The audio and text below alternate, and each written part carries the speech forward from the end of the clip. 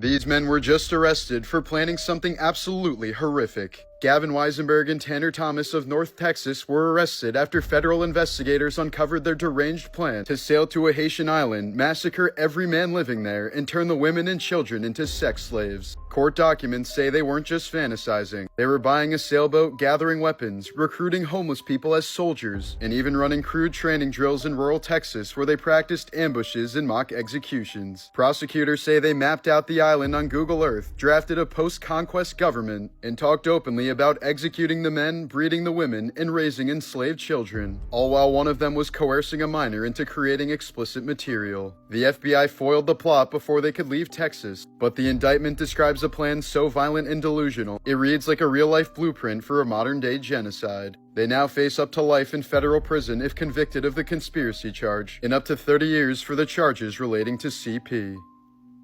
Morbid Facts, Part 818. In 2020, Megan Thee Stallion survived an attack that left her bleeding in the street, shot in both of her feet as she tried to walk away from a late-night argument. Bullet fragments tore into the back of her left heel and scattered through the soles of both feet. Injuries so deep that surgeons couldn't remove all the shrapnel, and pieces are still lodged inside her body. The man she identified as the shooter was later convicted and sentenced, but Megan has said the worst part wasn't the pain. It was being viciously mocked online by people who insisted she was lying, exaggerating, or milking the incident while she was recovering from gunshot wounds. In 1910 Los Angeles, a woman named Miss Bell had been searching for her missing Scotch Terrier for weeks when her friend G.E.C. Wright stumbled upon the answer by pure nightmare coincidence. The man was having a hot dog for lunch when he suddenly bit down on something hard, a small metal object hidden deep inside his meal. When he fished it out and wiped it clean, he immediately froze. Stamped on the metal was the identification number of Miss Bell's missing dog. Only then did he realize the horrific truth. The dog had somehow been cooked into the meat of a local hot dog stand. This is real footage of the most dangerous object humans have ever created, the elephant's foot inside the ruins of Chernobyl. It looks like a lump of rock, but it's actually corium, a molten mixture of uranium fuel, concrete, steel, and reactor parts that fused together when Reactor 4 tore itself apart in 1986. When this mass formed, it was so radioactive that standing near it for a mere few seconds delivered a fatal dose. In those first few hours, the elephant's foot wasn't just deadly to anyone who approached. It was still hot enough chemically and thermally that if it had burned through the foundation and hit the water reservoirs beneath the plant, it could have triggered a massive steam explosion. Soviet scientists warned that the blast would have torn open the remaining reactors and sent an uncontrollable cloud of nuclear fallout across most of Europe, rendering entire countries uninhabitable. The only reason that didn't happen is because liquidators, many of whom died horribly later on, managed to drain the water and seal the lower levels in time.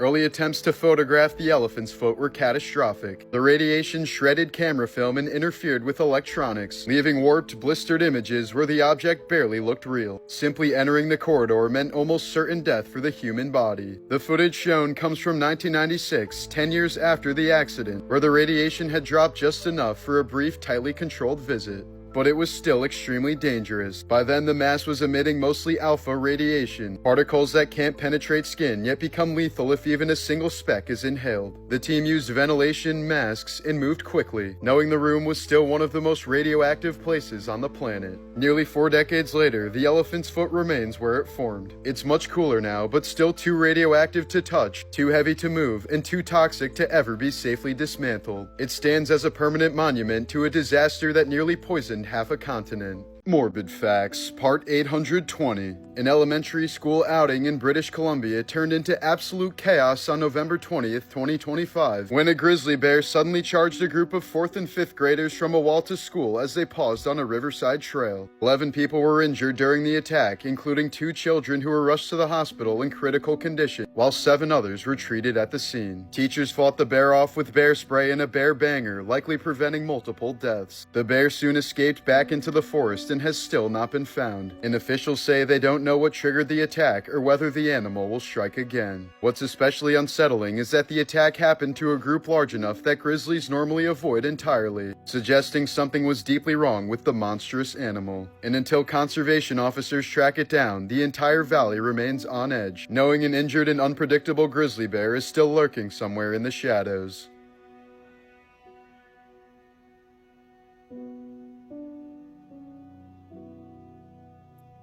Did we cross a minute yet? We did. We did? Okay. So the Morbid Facts, Part 817. In 2017, 22-year-old YouTuber Pedro Ruiz III tried to film a stunt where a hardcover encyclopedia would stop a .50 caliber round from a Desert Eagle. He had already tested the trick once before with a smaller gun, giving him the confidence to try it again, this time asking his pregnant girlfriend Mona Lisa Perez to fire from just a foot away. But the .50 cal round tore straight through the encyclopedia and into his chest, killing him instantly as 2 cameras recorded the stunt and their 3-year-old daughter stood nearby. Family members later said they'd warned him these viral stunts would get him killed. Perez pleaded guilty to manslaughter and was sentenced to 180 days in jail, and their unborn son was later named after Pedro. In Tampa, Florida, a long-lost cemetery quietly vanished from records for nearly a century, until a local newspaper traced old land deeds and realized a public housing complex had been built directly on top of it. When archaeologists scanned the ground with radar, they found over 100 graves still buried under the apartment complex in perfectly neat rows. The housing authority later confirmed they wouldn't disturb the bodies. Instead, they began relocating residents and announced plans to turn the land into a memorial park for the forgotten dead. Morbid Facts, Part 304. 28-year-old Brittany Zamora was an award-winning elementary school teacher from Arizona. That was until she was sentenced to 20 years in prison for raping one of her 13-year-old students. Her attorney blamed the student for the teacher's crimes, arguing that the boy was a teenager, not a child. A woman from Germany was sentenced to 7 years in prison after dropping her newborn baby daughter out of her apartment window. She apparently thought that having a child would ruin her career as an executive for Porsche. In 1996, Charles Whitman murdered 17 people with a sniper at the University of Texas before being killed by police. In a note he left behind, Whitman requested an autopsy since he felt something was seriously wrong with his brain. He'd been having severe fits of rage that he'd never experienced before and could not explain. The autopsy found that Whitman had a small tumor pressing up against his amygdala, the part of the brain that regulates fear and aggression. This likely contributed to his sudden erratic behavior. Morbid Facts, Part 302. Legendary actor Rick Moranis was at the height of his career when his wife developed cancer and passed away in 1991. He slowly took less and less acting roles before completely retiring from acting so that he could instead devote his time to raising his kids as a single father. American doctor Chester Southam injected his patients with cancer without their consent to see how their bodies would react. Even after his horrific experiments were uncovered, Chester went on to become president of the American Association for Cancer Research. In 2003, pizza delivery man Brian Wells wore a collar bomb around his neck to rob a PNC bank in Pennsylvania. Police would later arrest him and leave him sitting on the ground while they waited for the bomb squad. Just moments before the bomb squad arrived, the bomb detonated on live TV, killing Wells instantly. Investigators later concluded that Wells was a willing participant in the robbery, but was told by his acquaintances that the bomb was fake.